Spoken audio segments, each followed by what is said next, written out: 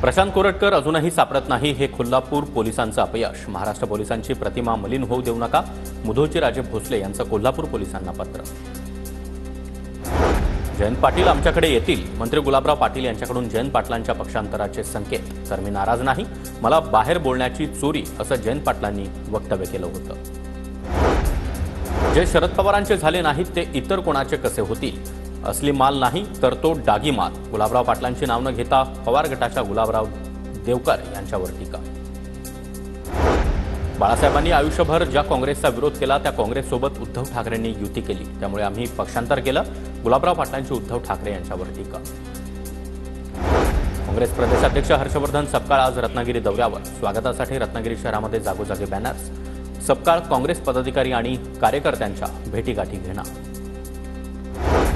शिंदेंच्या शिवसेनेकडून ठाकरे गटाचे आमदार हारून खान यांच्या आमदारकींना आव्हान। हारून खान यांनी निवडणूक शपथपत्रामध्ये माहिती लपवल्याचा भारती लवेकर यांचा आरोप। हायकोर्टामध्ये पुढील आठवड्यात सुनावणी। आर पाटलांच्या जागी आता रोहित पाटील पुढे आलेत। मला राज्यामध्ये फिरावं लागणार, रोहित पाटलांनी सांगली जिल्हा पाहावा, जयंत पाटील यांचं वक्तव्य। तर सांगली जिल्ह्याकडे आज अजिबात लक्ष दिलं जात नाही, रोहित पाटील यांच्याकडून खंत व्यक्त।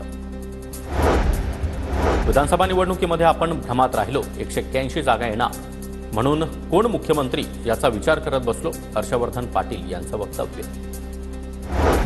मल्हार सर्टिफिकेशन नावाला जेजुरीकरांचा तीव्र विरोध। नाव न बदलल्यास आंदोलनाचा इशारा। लवकरच धर्मादाय आयुक्त कार्यालयामध्ये दाद मागणार। जेजुरीच्या माजी नगराध्यक्षा वीणा सोनवणे यांची महापुरुषांच्या विरोधामध्ये बोलणाऱ्यांवर कठोर कायदे करण्याची मागणी आम्ही नेहमीच केली आहे। अबू आझमींची प्रतिक्रिया।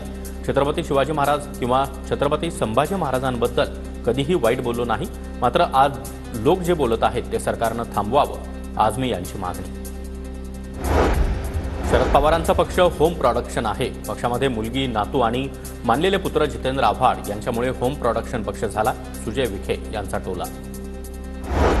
बारामतीमध्ये पुन्हा एकदा काका विरुद्ध पुतण्या असा सामना होण्याची शक्यता। माळेगाव आणि सोमेश्वर कारखान्याच्या निवडणुकीमध्ये अजित पवार यांच्या पॅनल विरोधात योगेंद्र पवार पॅनल उतरवण्याच्या शक्यतेमध्ये, तर कारखाना निवडणूक लढवावी अशी कार्यकर्त्यांची इच्छा असल्याचं योगेंद्र पवार यांचं वक्तव्य। संजय राऊतांच्या बोलण्यावर आमचं लक्ष नाही, जनतेला दिलेला संकल्प पूर्ण करण्याकडे आमचं लक्ष। राऊतांच्या टीकेला बावनकुळेंचं खोचक उत्तर। एकनाथ शिंदे काँग्रेससोबत जाणार होते तर पक्षानं त्यांना मंत्री का बनवलं? संजय राऊतांच्या दाव्यानंतर नरेश मस्के यांचा सवाल।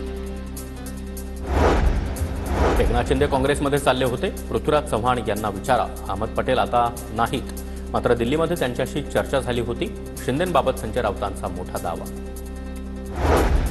शिवसेना भाजप एकत्र होती तेव्हा एकनाथ शिंदे काँग्रेसमध्ये जाणार अशी चर्चा होती। संजय राऊतांच्या दाव्यानंतर अंबादास दानवे यांची देखील प्रतिक्रिया।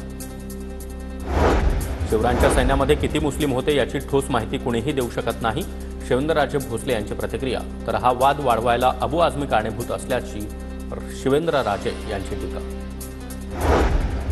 सतीश उर्फ खोक्या भोसलेला शिरूर कासार तालुक्यामधील 22 गावात आणत पोलिसांकडून चौकशी। खोक्यानं हरणांची शिकार याच ठिकाणी केल्याचा पोलिसांना संशय। धनंजय मुंडेंविरोधातील करुणा मुंडेंच्या तक्रारीसंदर्भात 4 एप्रिलला सुनावणी। विधानसभा निवडणुकीमध्ये मुंडेंनी शपथपत्रामध्ये खोटी माहिती दिल्याचा आरोप।